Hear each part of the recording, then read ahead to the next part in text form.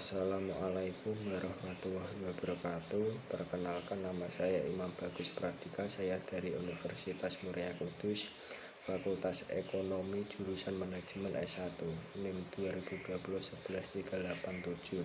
Di sini saya akan menjelaskan tentang pengertian dan makna adanya ekonomi Islam. Ekonomi adalah kebutuhan yang mendasar dalam kehidupan manusia untuk bisa hidup dan berkembang dalam kehidupan sehari-hari. Tanpa adanya ekonomi, maka aktivitas dan proses kehidupan manusia akan terganggu. Di sini saya akan menjelaskan tentang pengertian ekonomi Islam. Ekonomi Islam yaitu suatu ilmu pengetahuan sosial yang di dalamnya mempelajari tentang masalah-masalah ekonomi masyarakat yang berbasis Islam dan didasari 4 pengetahuan, yaitu Al-Quran, Sunnah, Ijma, dan Qiyas. Maka dari itu masyarakat akan dikendalikan bagaimana cara memenuhi kebutuhan dan menggunakannya sesuai dengan ajaran Islam. Islam adalah salah satu agama yang mengajari manusia untuk melakukan kebaikan dan berbuat adil.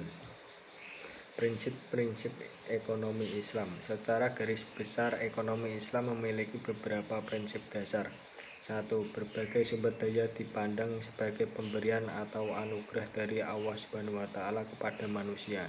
Islam mengakui pemilikan pribadi dalam batas-batas tertentu. 3. Kekuatan penggerak utama ekonomi Islam adalah kerjasama. 4. Ekonomi Islam menolak terjadinya akumulasi kekayaan yang dikuasai oleh segelintir orang saja. 5. Ekonomi Islam menjamin pemilikan masyarakat dan penggunanya direncanakan untuk kepentingan banyak orang. 6. Seorang muslim harus takut kepada Allah SWT dan hari penentuan di akhir nanti. 7. Zakat harus dibayar atas kekayaan yang telah memenuhi batas. 8. Islam menolak riba dalam bentuk apapun. Ekonomi Islam bertujuan agar dapat terpenuhnya semua kebutuhan manusia, bukan hanya satu orang melainkan semua umat manusia di muka bumi ini.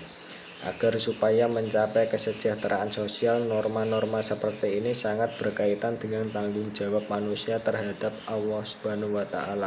Maka dari itu umat manusia dianjurkan untuk jujur dengan sesama dan saling menjaga sehingga tercipta keadilan dalam umat manusia. Dalam hal ini posisi Islam dalam ekonomi yaitu untuk memenuhi kebutuhan dasar anggota masyarakat, dan masyarakat tidak boleh berlebih-lebihan atau pemborosan baik individu ataupun masyarakat karena dilarang oleh Islam.